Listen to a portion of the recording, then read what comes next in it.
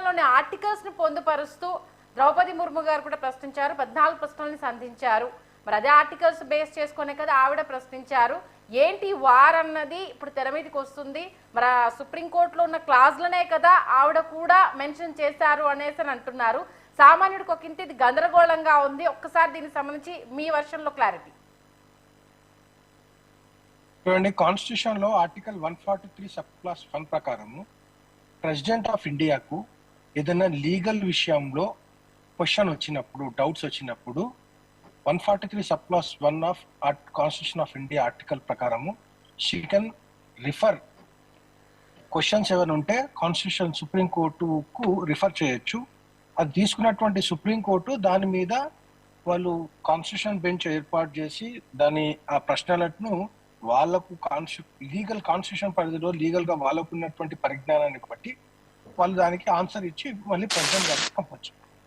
అయితే ఈ ప్రశ్నలు ఏవైతే పంపించారో 14 ప్రశ్నలు, అవి ఏప్రిల్ నెలలో సుప్రీంకోర్ట్ ఆఫ్ ఇండియా ఏదైతే state of Tamil Nadu versus governor of Tamil Nadu కేసులో ప్రెసిడెంట్ మరియు గవర్నర్లకు అసెంబ్లీలో పాస్ అయినటువంటి బిల్లు పైన వాళ్ళు తటస్థంగా ఉండడం ఒకటి, వాళ్ళ అసెంట్ ఇవ్వడం ఒకటి, తర్వాత గవర్నర్ ప్రెసిడెంట్ పంపడం ఒకటి, ఈ 3 రకాలు ఉంటాయి. ఆర్టికల్ 200 ప్రకారం అసెంబ్లీలో పాస్ అయినటువంటి ఇటువంటి బిల్ అయితే గవర్నర్ ముందు ప్రజెంట్ చేసినప్పుడు గవర్నర్ గారు దాని మీద సమ్మతి తెలపడమో లేదంటే దాన్ని విత్హెల్డ్ చేసుకోవచ్చు ఆ ఒపీనియన్ ని, లేదంటే ప్రెసిడెంట్ ఆఫ్ ఇండియాకు దాన్ని రిఫర్ చేయొచ్చు.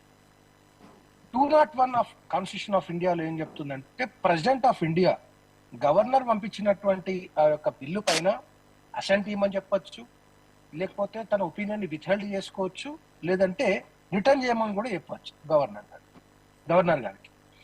అయితే ఈ విషయంలో ఒక 10 బిల్లులు తమిళనాడు అసెంబ్లీలో పాస్ అయినటువంటి 10 బిల్లులు ప్రెసిడెంట్ గా గవర్నర్ ఆఫ్ తమిళనాడు దగ్గరికి పంపించినప్పుడు దాని మీద ఎటువంటి సమాధానం ఇవ్వకుండా తాత్సారం చేస్తున్నారు అని చెప్పేసి సుప్రీంకోర్టుకి వెళ్ళడం జరిగింది తమిళనాడు హైకోర్టు.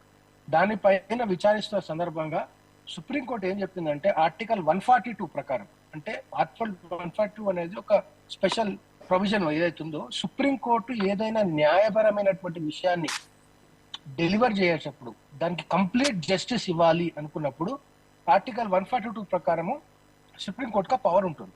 ఆ పవర్ ని వినియోగించుకొని సుప్రీంకోర్టు ఒక జడ్జిమెంట్ పాస్ చేసింది, 459 పేజీల జడ్జిమెంట్. ఆ జడ్జిమెంట్ ఏమని చెప్తుందంటే అసెంబ్లీ ఒకవేళ బిల్లు పాస్ చేసిన తర్వాత గవర్నర్కి పంపిస్తే ఆర్టికల్ 200 ప్రకారము గవర్నర్ దాన్ని 3 నెలలలో